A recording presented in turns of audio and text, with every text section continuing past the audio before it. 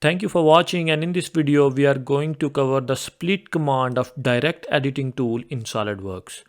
So split commands allow us to take a individual body, split them into multiple parts and take an individual part and then do some operations on them, and later on by using a combine command so we can combine them again.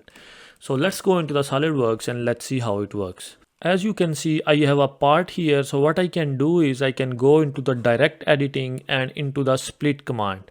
So I am already in the split command. So what I need to do is I just need to select the trim tool from where I want to trim. So I already have a sketch here. So I'm just gonna select the sketch and then I need to click the cut parts. So after that, I need to select how many resulting bodies I want to have. So I need to select 2 resulting bodies because according to sketch, it already split our part into 2 bodies. So I can just select both of them that I want to have both of them, and then I'm gonna click the green check mark. Okay, so as you can see into the solid body section, we have 2 different bodies. The first one is this one and second one is this one. So what I can do is I can just hide the first one and I can have just the second one and I can have some operation on them. Okay, so I want to have a sketch on this face, so I'm gonna select this face and then I'm gonna go into the sketch and I want to draw a polygon.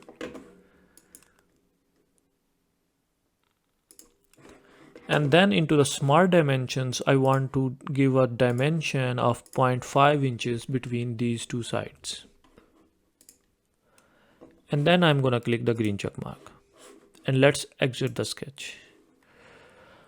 Okay, so I need to have another sketch, so I can draw another sketch here. Again, I'm gonna select the face and I'm gonna select a line this time, and I can draw a line from this side and then till this side. And then I'm gonna exit the sketch. So I have 2 sketches.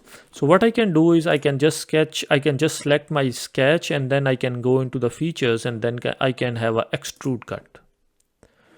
So 0.1 inches of extrude is fine and the direction is downward, so I am okay with it. So I can just click the green check mark.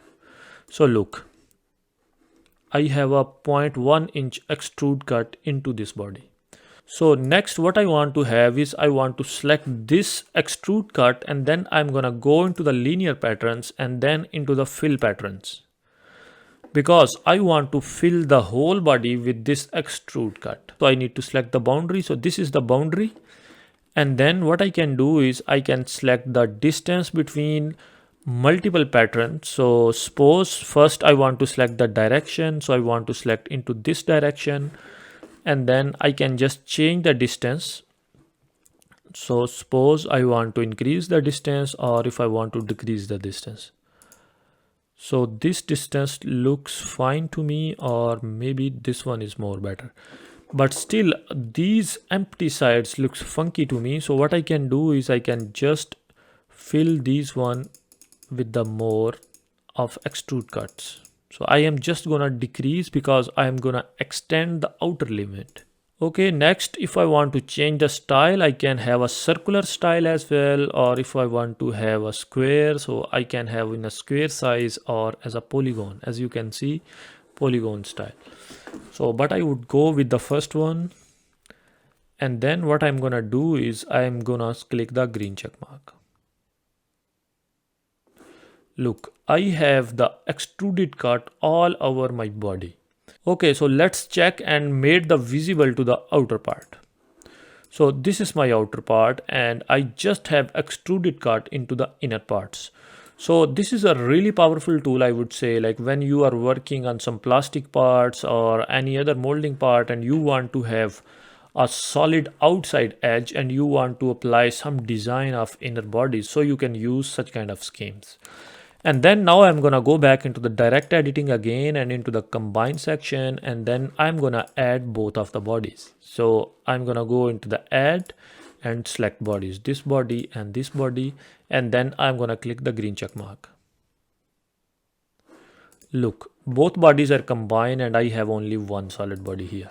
So at the end of the day, you have just one individual part again. So this is a really quick way to split one individual part into two bodies and then apply some kind of operation into one of the body, and then at the end you can combine both of them. So this is a really powerful and quick tool, I would say.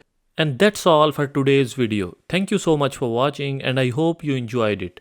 If you did, don't forget to hit that like button and subscribe to our channel for more videos like this one.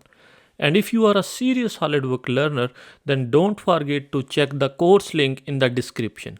Thank you.